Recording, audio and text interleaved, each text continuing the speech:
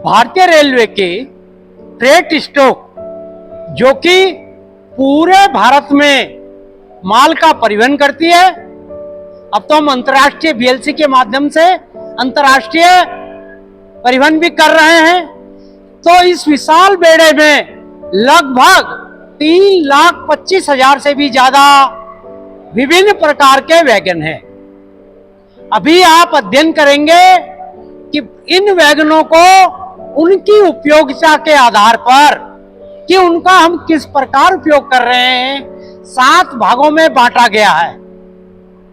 उसमें एक महत्वपूर्ण भाग है फ्लैट वैगन।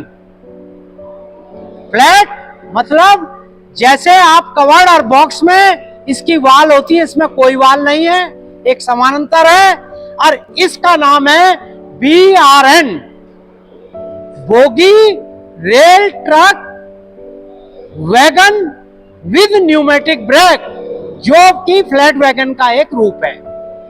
भारतीय रेल हमेशा प्रिवेंटिव मेंटेनेंस मतलब जब हम परिवहन कर रहे हैं, कोई सर्विस में है, तो जब सही हो तभी हम उसका प्रिवेंटिव करते हैं ताकि ब्रेक डाउन मेंटेनेंस कम से कम हो। तो इसके अंतर्गत इन 3,25,000 में, जिसमें अधिकतर वैगन में 6 से 7 प्रकार की टैशनब और उसकी उन्नत ट्रॉलियां, उसके विभिन्न रूप की ट्रॉलियां होती हैं। इसका ROH bogie rail truck wagon with pneumatic brake BRN में, जिसके कि 4 प्रकार अभी आपने पढ़े, BRN, BRNA, BRN 22.9 axle load के साथ से। तो इसमें टैशनब 22 NLB या टैशनब 22 HS ट्रॉली इसमें प्रयुक्त होती है। आइए इसका ROH कब, कहां, कैसे और कितने मैन आवर से किया जाता है, इसमें इसका अध्ययन करें। इससे पूर्व एक छोटे से चलचित्र में आप BRN को हम भारतीय रेल में किस प्रकार उपयोग कर रहे हैं इसको देखें।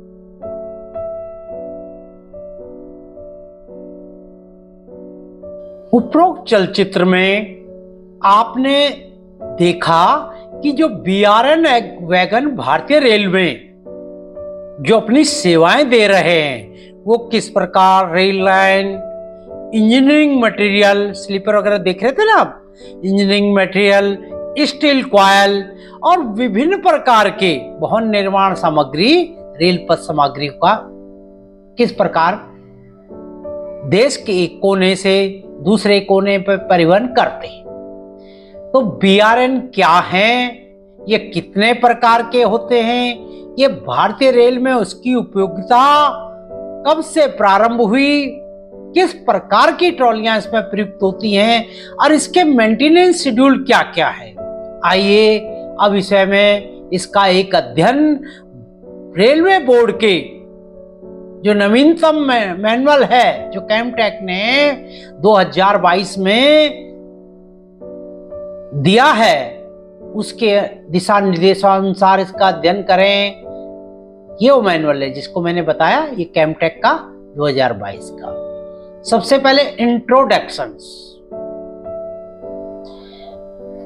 और मैं एक विशेष बात बताना चाहूंगा कि हमने इस पीपीटी को और इस पढ़ाई के माध्यम को 2 भाषा में दिया है, जिससे कि आप हिंदी भाषा में और अंग्रेजी दोनों भाषा में इसका अध्ययन करें तो सबसे पहले रोलिंग स्टॉक क्या है इसके विषय में बताया गया है।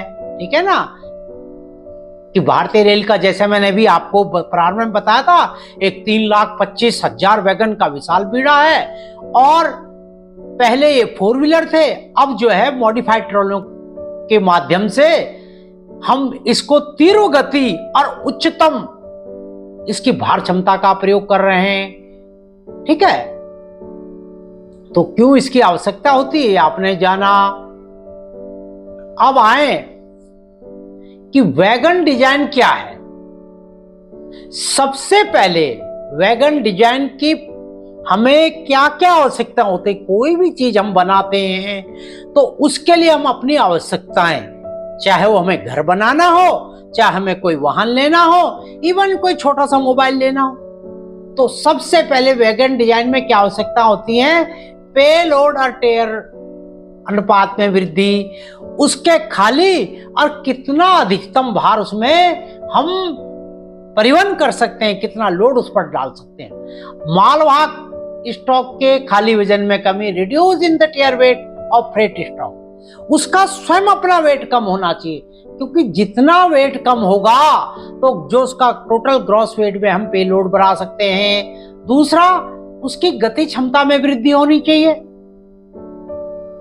आजकल हम BLC, और आपको बड़ी हैरानी की एक मैं अभी बताऊंगा बात, कि BRN के M1 मॉडिफाइड रूप में भी हमने इसकी गति को 100 किलोमीटर प्रति घंटे तक कर दिया है, जो RDSO के दिशा निर्देशानुसार कुछ मॉडिफिकेशन करके।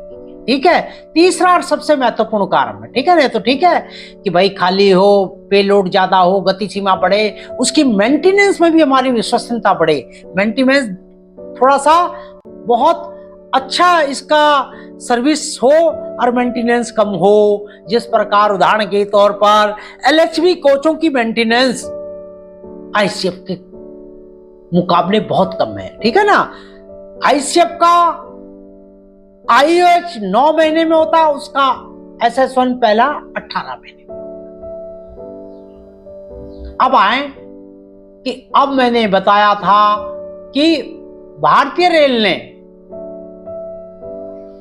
3,25,000 वैगन को किस प्रकार बांटा, 7 भागों में इसको। जैसे पहला है ओपन वैगन, जिसमें आप कोयला, कंक्रीट, इस प्रकार का जो भीगे ना, उसको कवर्ड वैगन। ये फ्लैट वैगन सबसे इंपॉर्टेंट जो वैगन है, जिसके विषय में BRN फ्लैट वैगन के, ये जो फ्लैट वैगन है इसके तहत आता है। इसमें किसी कवर्ड करने की कोई वॉल नहीं है, कोई रूफ नहीं है, सिंपल से फ्लैट ये हैं। और उसके बाद ये वेल वैगन, होपर वैगन, और इसके बाद कंटेनर वैगन, जिसमें सारे BLC, container corporation of India के और कंटेनर वैगन, और अंत में इसके जो है इसके टैंक वैगन के साथ साथ हम इन 3,25,000 का वर्गीकरण करते हैं। ठीक है, ब्रेक वाहन भी, चाहे वो ICF ट्रॉली वाले हों, 4 व्हीलर हो या कैसरफ ट्रॉली हो, उसकी मेंटेनेंस का हम इसके अनुसार कैटेगराइज करते हैं। ठीक है ना, ब्रेक वाहन के बारे में भी इसने बताया। तो 7-8 भागों में हमने इस संपूर्ण को बांटा है। वैगन को टोटल 3,25,000 को 7 भागों में, और इसको ब्रेक वाहन को 8वां। अब आए फ्लैट वैगन, तो इसकी विशेषता क्या, विदाउट साइड वाल। आप देख रहे हैं, बड़ा क्लियर सा चित्र है, साइड वाल नहीं है। कैरिंग स्टील के, सामान्यतः इसमें खुली अवस्था में चलने वाले, जैसे कॉइल है, स्टील के रोल हैं, रेल हैं, स्लीपर हैं, जो आपने भी चित्रों में देखा। और इसके टाइप क्या है, BRN का BRN-A, BRN-HS high speed, BFN-SS जो स्टील कॉइल को ढोने के लिए, न्यूमेटिक स्पेस प्रकार के फ्लैट वैगन का BFN-S है, BRN-HES जो इंजीनियरिंग मटेरियल को परिवहन के लिए है, और BRN-22.9 इसका थोड़ा हमने एक्सल लोड बढ़ाया और इसकी क्षमता में भार क्षमता और गति दोनों को बढ़ाया है। तो ये फ्लैट वैगन जो BR वैगन और इसके जो 6 प्रूफ हैं 1 2 3 4 5 और 6 ये फ्लैट वैगन के तहत आते हैं। ठीक है, अब आए व्हाट इज BRN क्या है। तो इस क्रम में आप देखेंगे तो definition is BRN bogie rail track with pneumatic break,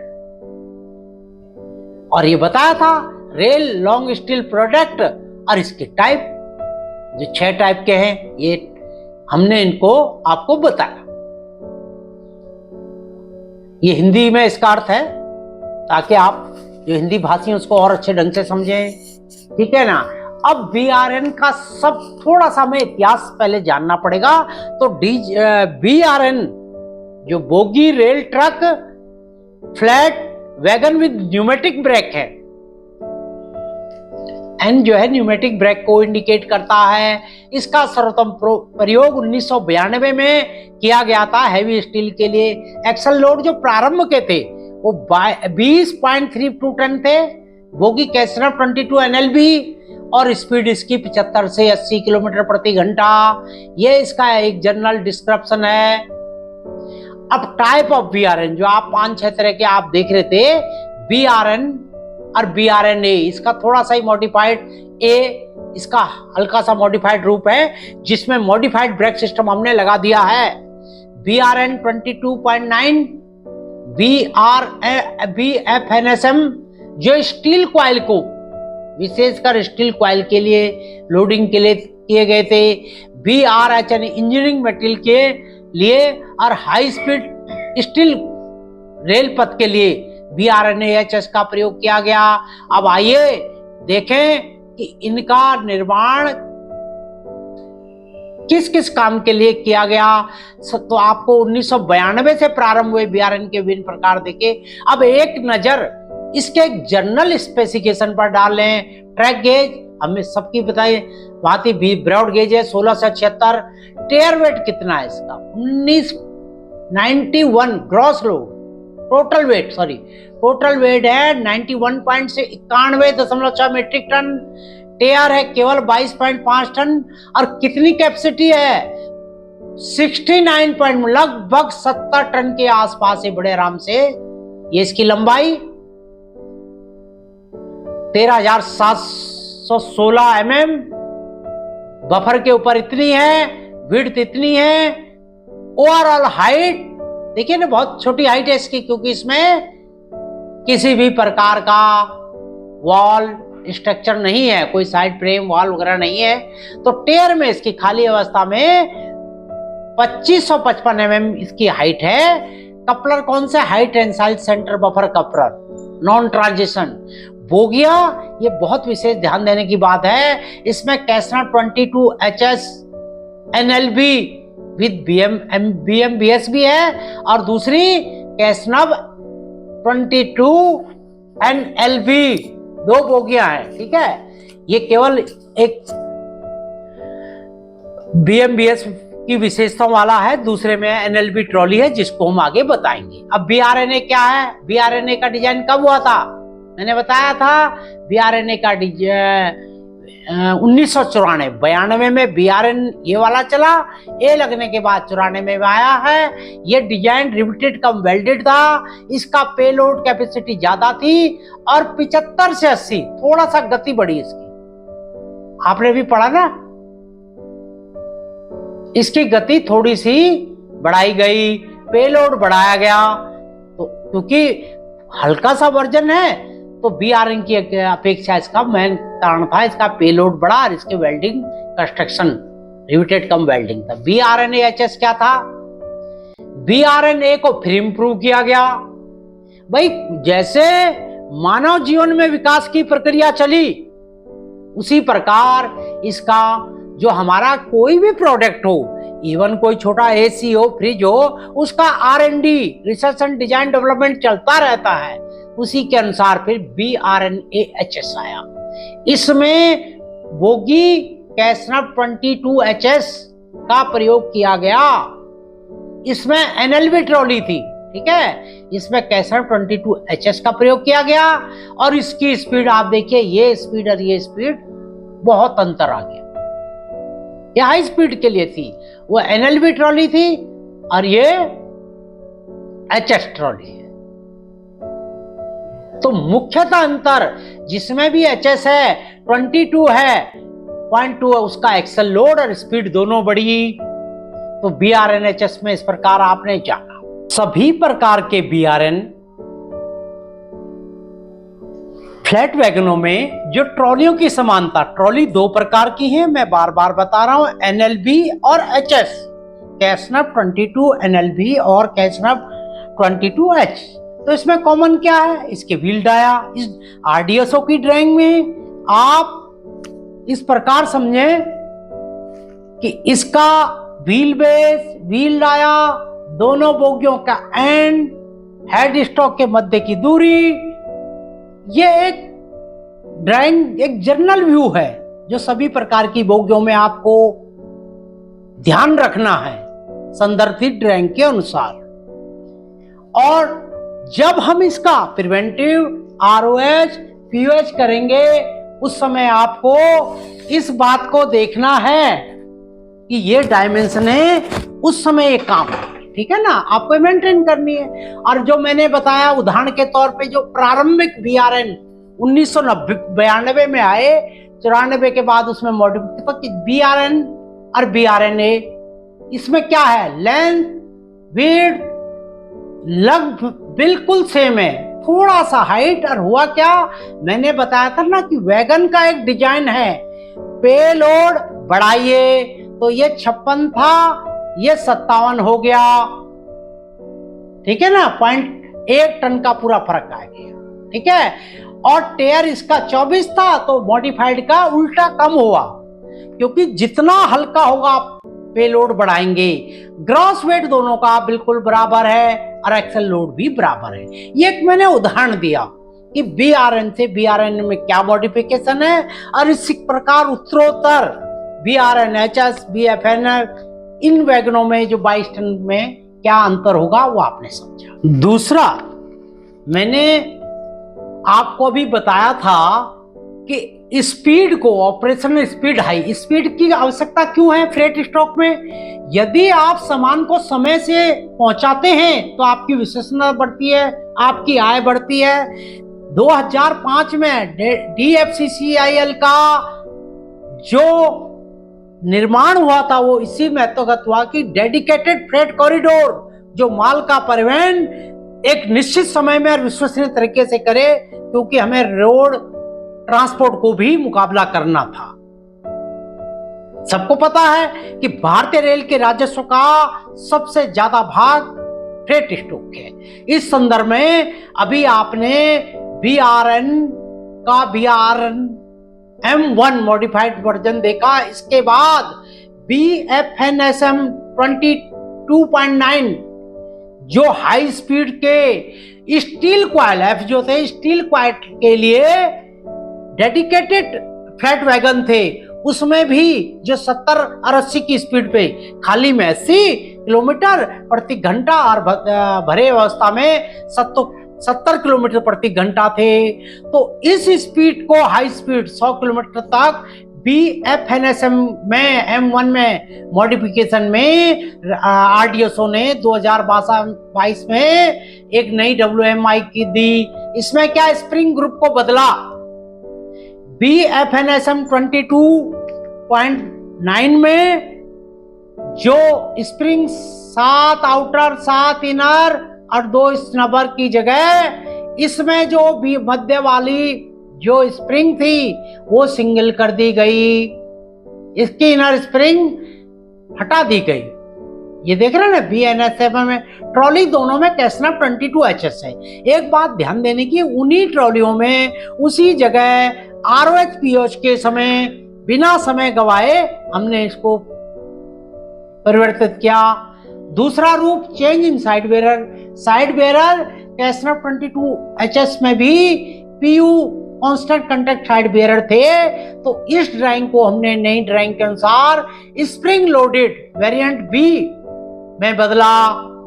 उच्च गति को प्राप्त करने के लिए, ताकि शॉक, जर्क और इसके जो हंटिंग था इसको कम करने के लिए। तीसरा और महत्वपूर्ण काम BFNSM-1 में, जिनमें कैसनर 22 ट्रॉली HS थी, उसमें all cast magnetic friction wedge की जगह friction wedge with rubber liner, ताकि हाई स्पीड पर ये प्रॉपर फ्रैक्शन से इसका घिसना कम से कम हो, झटके कम लें, हंटिंग कम हो। ये सब हंटिंग के लिए किए, चाहे साइड बैरियर हाई स्पीड पर हंटिंग को नेगोशिएट करने के लिए। और मार्किंग सिस्टम, जैसे मैंने बताया, एक नया मार्किंग सिस्टम, इस ट्रॉली को जो मार्किंग था इसकी बॉगी और इसकी बॉडी में, बॉडी सेक्शन और में BFNSM-1 की M1 कर दिया, मॉडिफाइड 1 BFNSM ये चीज थी 22 की जगह, मॉडिफाइड M की जगह M1 मॉडिफाइड वर्जन। ट्रॉली ये है, मार्किंग डायग्राम ये है, वही जेब्रा पे इस पे पेंट के माध्यम से हमने इसको एक अलग से इस ड्राइंग के अनुसार किया, ठीक है। RFID को वहीं लगाया, ये भी आपने सब पढ़ा है। कलर एक स्टैंडर्ड कलर स्कीम के अनुसार इसको किया गया, ठीक है। कोड को बदला, कलर स्कीम जेब्रा के हिसाब से इसके ट्रॉली बॉडी फ्रेम में इसको हमने चेंज किया, ठीक है ना। ये एक चित्र इसमें दिखाया जा रहा है, ये जेब्रा सफेद काला या पीला काला भी कई जगह है, लेकिन एक स्टैंडर्डाइज है। तो इस प्रकार BFNSM-1 आपको, लेकिन ये मॉडिफाइड इसका कलर स्कीम राइटिंग, इसका जो है मार्किंग पैटर्न है।